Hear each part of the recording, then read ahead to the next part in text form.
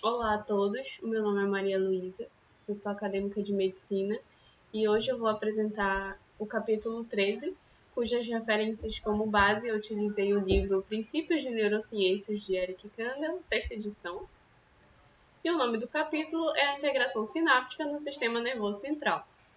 Então, os assuntos que serão abordados nessa apresentação vai ser a integração sináptica no sistema nervoso, os receptores ionotrópicos de glutamato, as particularidades do receptor NMDA, as sinapses inibitórias e a propagação sináptica. Então, o capítulo começa abordando sobre como ocorre essa integração no sistema nervoso central. Então, a gente sabe que ele compara muito as sinapses que ocorrem entre um neurônio motor e uma fibra muscular, né, que é única.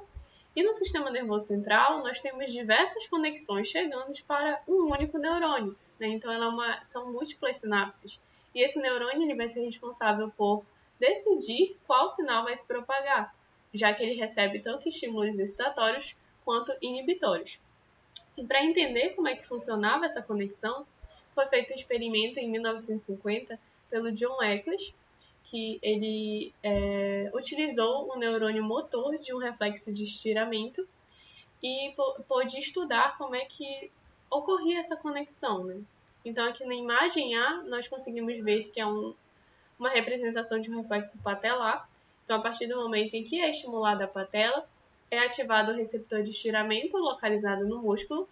Ele ativa um neurônio sensorial que chega pela parte dorsal da coluna medular e faz sinapse excitatória com o interneurônio inibitório, que vai fazer uma sinapse inibitória com o neurônio motor flexor. Né? Então, ele inibe o flexor e esse mesmo neurônio sensorial vai fazer uma sinapse excitatória com o neurônio motor extensor, né? Para que ocorra a extensão da perna. Né? Então, esse extensor vai ser o ativado.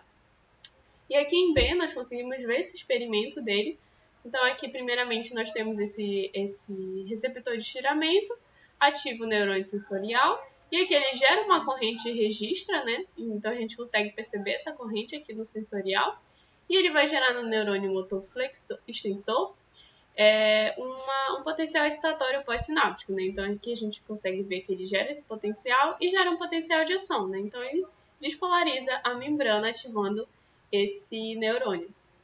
E aqui embaixo nós conseguimos ver que ele gera agora uma corrente e registra no interneurônio inibitório. Né? Então aqui no interneurônio tem uma corrente sendo gerada, mas a linha ela fica abaixo porque agora é um potencial inibitório pós-sináptico, que é o PIPS.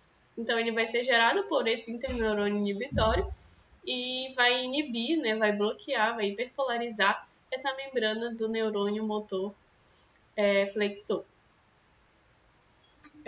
O livro aborda também como nós temos diferentes localizações e estruturas dessas sinapses inibitórias e excitatórias. Então, ele fala que existem dois tipos, né, que é o tipo 1 de Gray e o tipo 2 de Gray, que foi quem nomeou.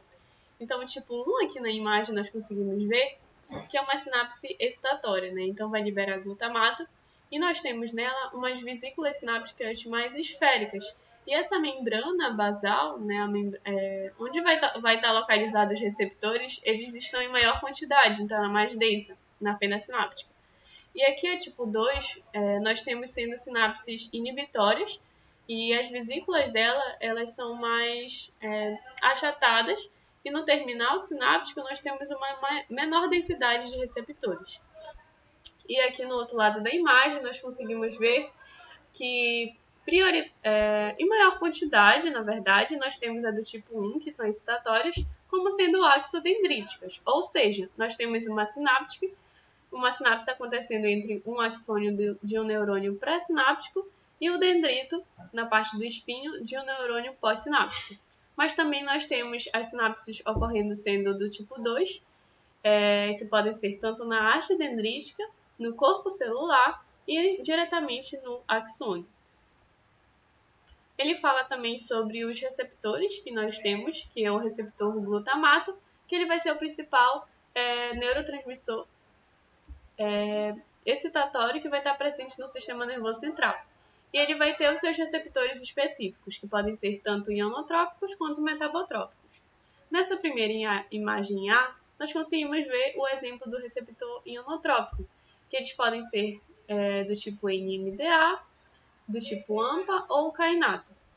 Esse primeiro exemplo é do AMPA, né? Então ele vai ser um receptor que vai ter um local de ligação do glutamato, e quando ele se liga, ele vai mudar a conformação desse canal e vai ter essa abertura, né, do poro e o influxo de sódio e o efluxo de potássio para poder, consequentemente, gerar uma despolarização na membrana. E aqui nesse outro exemplo, nós temos o receptor NMDA. O NMDA ele possui um canal de ligação do glutamato, mas também pode se ligar em alguns casos à glicina, que é um neurotransmissor inibitório. E ele possui essa particularidade, né, também de ter abertura para entrar sódio e sair potássio, mas também ele tem uma característica muito importante que eu vou explicar posteriormente, que é o influxo de cálcio, que vai ser essencial para gerar algumas respostas na célula.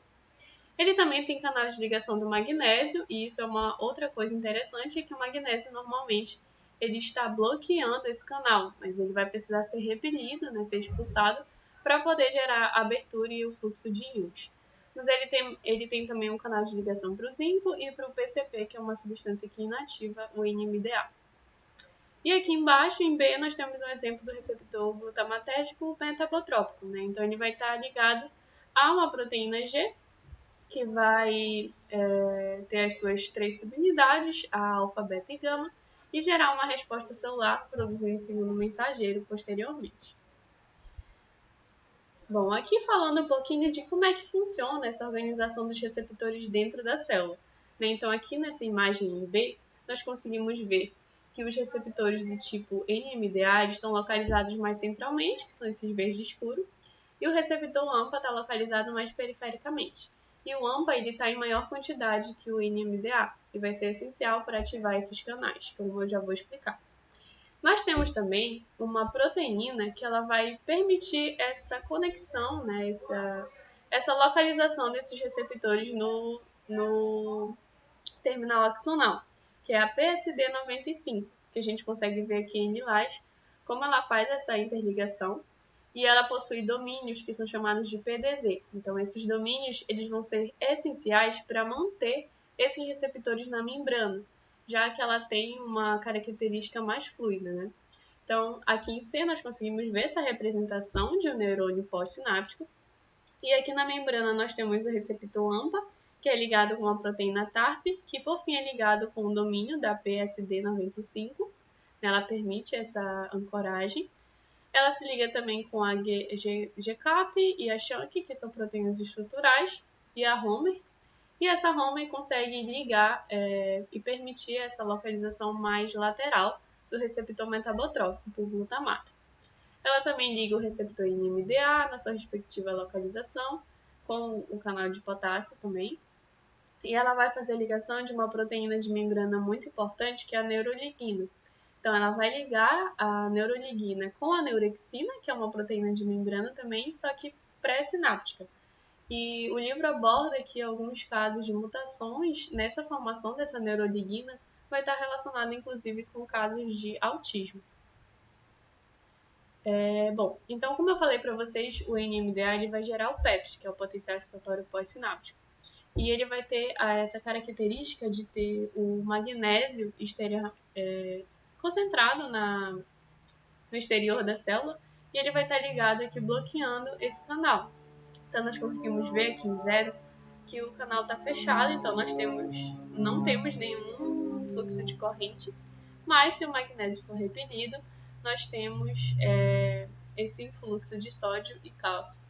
E esse cálcio que vai entrar na célula, ele vai ser uma característica muito importante específica do NMDA, porque ele vai estar relacionado com fosforilação de diversas funções celulares e principalmente da formação da plasticidade sináptica a longo prazo, que está envolvido com a formação da memória. Então aqui nós temos outro experimento que foi feito em 1973 por Tim Bliss e Tergelomo, no qual eles tentaram entender como é que funciona essa formação da memória relacionada com o NMDA.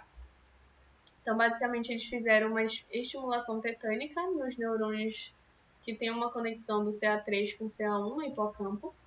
E essa estimulação tetânica é um fluxo de corrente e frequência muito intensa ao ponto de gerar um LTP automático, que é um potenciação de longa duração. Então, eles perceberam que eles conseguiam fazer isso de uma maneira laboratorial, e quando eles geravam esse LTP, nós tínhamos a relação da formação também de memória a longo prazo. Então, aqui no gráfico, nós temos o eixo das abscissas como sendo o tempo, e nas ordenadas o potencial excitatório, substância que é a APV, e ela gera uma inibição automática desse receptor em NMDA, então termina o potencial excitatório. E aqui em verde escuro também em cima nós temos esse potencial que foi gerado entre o CA3 e CA1, que são os neurônios, e com o tempo ele vai sendo reduzido. E aqui em B também nós entendemos como é que funciona esse mecanismo. Então, primeiramente, antes da LTP, nós temos a liberação do glutamato. Esse glutamato vai se movimentar pelo terminal sináptico e ele vai chegar aqui nesse receptor que é o AMPA, que, como eu falei para vocês, ele também é um tipo de receptor para glutamato e ele vai ser muito comum nesse terminal. E a partir do momento em que ele se liga, ele vai abrir esse poro e vai ter um influxo de sódio e saída de potássio, gerando uma despolarização da membrana. E a partir do momento em que tem essa despolarização, vai chegar a um certo nível de ter muita carga positiva que vai repelir o magnésio. E ele vai soltar desse bloqueio do NMDA e também ter a entrada do sódio e do cálcio. Esse cálcio se liga à calmodulina e ele consegue ter diversas funções na célula. Ele pode tanto ativar a PKC, que é a proteína fosfoquinase, que ele vai conseguir estimular a produção de novos canais de membrana a partir do núcleo. E ele consegue também fazer o estímulo da formação do óxido nítrico, que ele vai funcionar como se fosse um neurotransmissor retrógrado, né? Ele consegue se dissipar pela fenda sináptica, chegando no neurônio pré-sináptico e potencializando, no caso, essa adesão de vesículas contendo glutamato e a liberação. Então, a partir do momento em que a gente tem essa formação da LTP, ela mesma se autoestimula para poder continuar essa liberação do glutamato. Então, aqui na imagem em 3, nós conseguimos ver uma nova inserção no canal AMPA, né, que foi gerado pela sua formação lá no núcleo. Porém, tem um lado negativo, digamos assim, do glutamato, que é a sua excitotoxicidade, que é quando a gente tem uma concentração muito alta de glutamato sendo liberado, que ele vai estimular a entrada de cálcio, né? Mas o cálcio, se estiver numa concentração acima do normal, ele pode ativar tanto lipases quanto proteases, e ele pode gerar uma morte neuronal ao longo do tempo, né? Ele pode ser tóxico. Então, o livro, na verdade, ele relaciona pessoas que possuem um mal epiléptico, que têm crises convulsivas muito frequentes, e a liberação desse glutamato em maior quantidade, elas podem ter essa toxicidade neuronal. Então, precisa ficar bem atento nesses casos. E foi-se estudado alguns fármacos que tinham o mecanismo de ação como sendo bloquear esse receptor em NMDA. Mas eles perceberam que se ocorrer o bloqueio, nós temos um efeito adverso muito importante, que é a alucinação, né? Então está relacionado mais com a esquizofrenia. Já nas sinapses inibitórias, que vai ser o PIPs, que é o potencial inibitório pós-sináptico, ele vai ser propagado, no caso, por um neurotransmissor que é o GABA, né? Que vai ser um dos mais importantes, mas também possui a glicina, que tem a sua função semelhante. E o GABA ele tem dois tipos de receptor. Ele pode ser o receptor do tipo GABA-A, que vai ser ionotrópico, só que aí ele vai ter a abertura dos canais de cloreto, né, esse fluxo de cloreto que gera a hiperpolarização da membrana, então vai ter o bloqueio dessa despolarização, inibindo por fim o neurônio. E o receptor do tipo GABA-B, ele é um receptor metabotrópico, né, que também vai ter ativação de segundo mensageiro, que vai inibir essa resposta celular. Então, o GABA ele também é alvo de estudos farmacológicos muito importantes, já que ele tem esse potencial de inibição. Né? Então, alguns anestésicos gerais, eles utilizam como base a ativação do GABA para a pessoa ter essa perda de sensibilidade. e também os benzodiazepínicos, né, que são utilizados para tratamento de ansiedade. Em algumas mutações na sua conformação, pode reduzir esse efeito inibitório, e reduzindo, então, nós temos uma hiperatividade do glutamato também. Então, pode estar relacionado com alguns casos de epilepsia congênita. E aqui na imagem ele demonstra um experimento que ele colocou o estímulo da corrente no interneurônio inibitório e aqui ele colocou no neurônio motor. Então, a gente está gerando um PIPs, né, um potencial inibitório pós-sináptico. E aqui em B, ele demonstra no gráfico se a gente gerar somente um potencial excitatório, né? Então, a gente tem o limiar da corrente, que é menos 55 mV, e a partir do momento em que ele atinge, nós temos o potencial excitatório ultrapassando 0 mV e gerando um potencial de ação nessa célula, né? Então, ele gera uma excitação. Mas a partir do momento em que a gente tem só o PIPs, que é o potencial inibitório, ele vai colocar a linha para baixo, de menos 70, então ele reduz, ele gera uma hiperpolarização. Ele torna essa membrana mais negativa para impedir que esse sinal ele consiga ser conduzido. E aqui nesse outro gráfico ele demonstra se a gente tiver um potencial de inibição somado com potencial de excitação. Então a gente vai ter a excitação, mas ela vai ser muito reduzida, né? Então ela não vai conseguir alcançar o potencial de ação esperado para a célula. E aqui em C nós conseguimos perceber o quanto esse potencial inibitório da membrana ele consegue mudar a sua corrente no decorrer de quanto a membrana fica mais negativa. Então aqui a gente tem um PIPs, que ele vai se alternando e aqui ele anula, a membrana não consegue ser permeada em menos 70 mV. E em menos 80 a gente já tem o oposto disso, né? A gente já tem gerando o potencial de excitação. Bom, sobre os sinais de entrada, o livro aborda muito sobre como essas sinapses elas vão ter a sua influência dependendo do local em que elas estão ocorrendo. Ou seja, nós podemos ter, como eu falei para vocês, sinapses tanto axodendríticas, que são direto no dendrito, axossomáticas, que são no corpo celular, e axoaxônicas. E nessa imagem ela demonstra bem o quanto isso vai fazer diferença, porque as sinapses axoaxônicas, que estabelecem uma conexão direta nessa zona de gatilho, elas vão precisar de um limiar bem mais reduzido para poder alcançar o potencial de ação e gerar uma despolarização na célula. E o porquê disso? É porque nessa zona ele tem uma concentração de canais de sódio em maior quantidade. Então, qualquer estímulo assim, ele vai conseguir fazer essa abertura desse canal e direcionar essa despolarização pelo axônio até o terminal sináptico. Nós temos estímulo no corpo celular e também no dendrito, mas ele é bem mais reduzido, né? Então, aqui no gráfico, a gente tem a distância da sinapse e o potencial. Então, a partir do momento que a gente tem essa sinapse no axônio, o limiar ele reduz bastante, então fica menos 60 mV. Então, é mais fácil de alcançar essa despolarização. Já aqui no corpo celular e no dendrito, ele é bem mais alto, então precisa de estímulos maiores. E podem ocorrer tanto a formação espacial, em que diversos estímulos estão ocorrendo em diversos espaços do neurônio, se soma para poder tentar gerar um potencial, ou uma somação temporal, em que a gente tem, no decorrer do tempo, diversos estímulos sendo gerados, que também podem se somar. E aqui ele fala também sobre essa propagação inibitória, né? Então aqui foi feito um registro da corrente desse interneurônio, inibitório A e o B. Então, a partir da análise, nós conseguimos perceber que o registro na célula A ele gera um potencial inibitório bem maior do que na célula B, já que a gente tem essa distância ocorrendo bem maior. E aqui o registro de V1, nós conseguimos ver que na célula A, até esse potencial chegar, ele já vai ser bem mais reduzido. Mas na célula B, nós conseguimos ver que ele vai ser bem mais exacerbado por conta da localização. Então, nós vamos ter a importância dessa sinapse sendo gerada próximo, principalmente, da zona de gatilho, que é o axônio.